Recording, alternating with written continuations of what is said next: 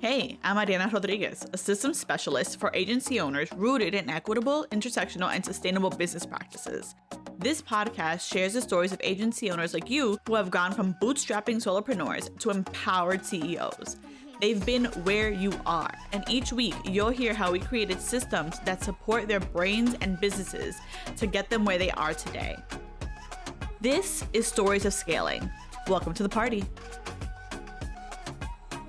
Before you optimize anything, before you start changing anything, before you add in a fancy tech tool, you need to understand exactly where your business is right now and what you're currently doing day to day. At AR&Co, we have to get a sense of exactly what you are doing inside your business before we can improve it, and we get this overview through your process mapping. I love process mapping. Internally, we use Lucid, but any process mapping software can be incredible for getting this bird's eye view of your business. So in today's episode, I want to walk you through exactly how we create your business's process map and why it's key to improving your client and team experience and reducing your overall stress levels. First, what the hell is a process map? A process map is a visual representation of everything that needs to happen in your business for your business to run. It is a blueprint of how your business is run and the decisions you're making inside of it all the time. It usually has decision trees inside it with a lot of lines going in a bunch of different directions and squares and boxes, noting what steps need to happen, what decisions need to be made, and what information needs to be communicated. Those boxes are connected with lines and arrows, so there's an understanding of what happens when, how, and by who. So our goal is to create a process map of your entire business. We want to capture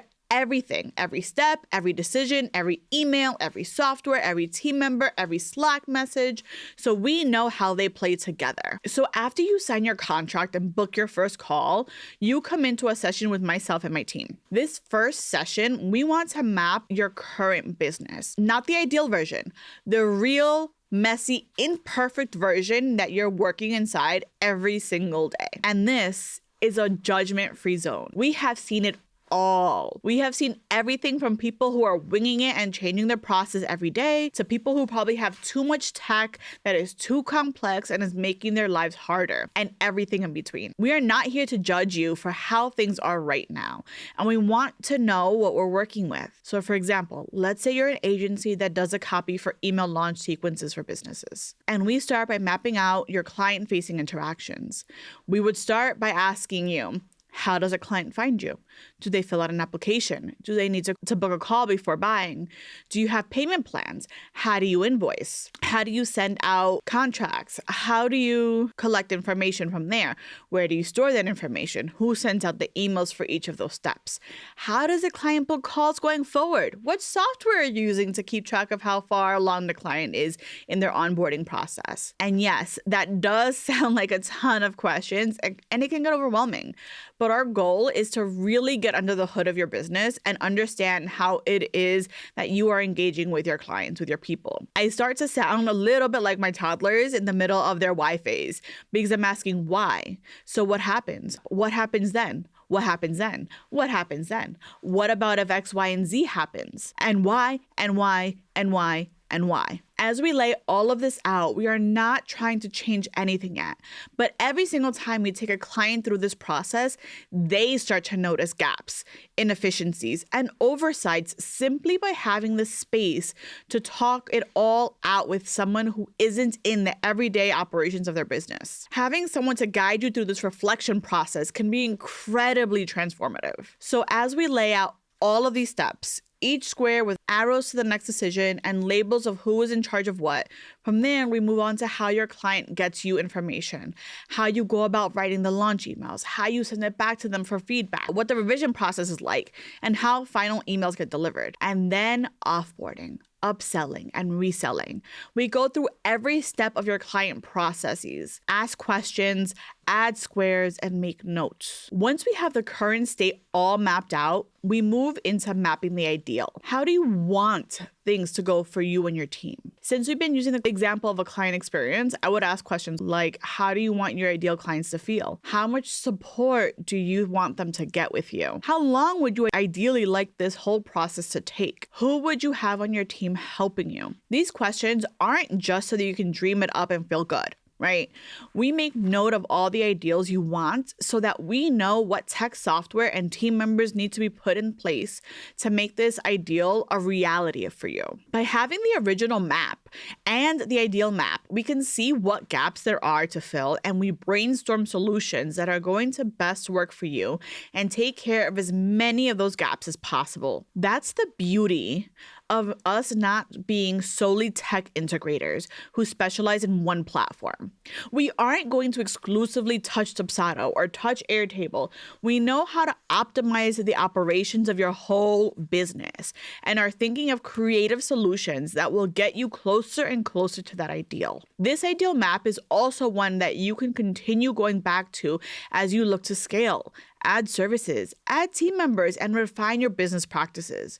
Because you have a 360-degree view of your day-to-day, you are making decisions from a really informed and intentional place. So this brings me to my next point, which is why it is impractical to jump straight into ideal process planning without that initial process map of what you're doing now. When you don't have an initial state of business process map, you might end up adding expensive software and new hires in places that you don't really need them. You may also end up breaking areas of your business that actually already work really well. So let's go back to our email copywriter example. You notice that your process is taking longer than the 6 weeks you promised clients. So you assume that the bottleneck is happening in the middle of client delivery around writing the copy for the emails and getting feedback for it. So you go and implement this expensive software to make that process easier and the back and forth more automated.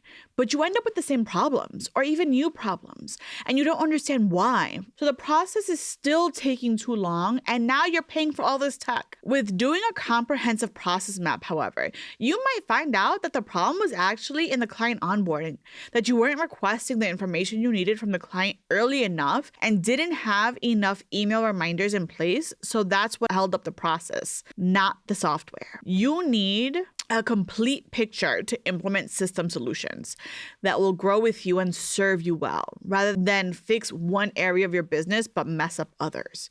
You can't solve business solutions in a silo. So ultimately, process mapping gives both of us, the specialist and you as a CEO, clarity on where your business is, where it's going, and what systems need to be updated most urgently. It is meant to be a map that grows with you and continues evolving as your business becomes everything you have ever dreamed it to be. I've had clients tell me that they refer to their process maps for years after we make it. They do not make any business decisions without referring to their process map.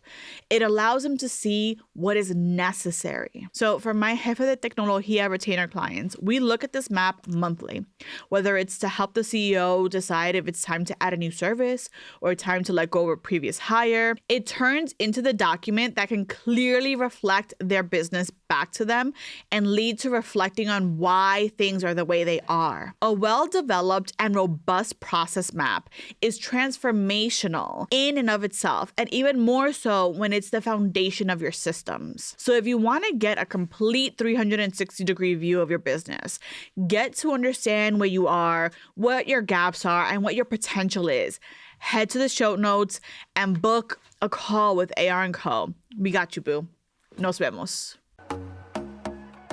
Thanks for hanging with me today. If this story resonated with you, share a screenshot to your Instagram and tag me at arianarodriguez.co. Nos vemos.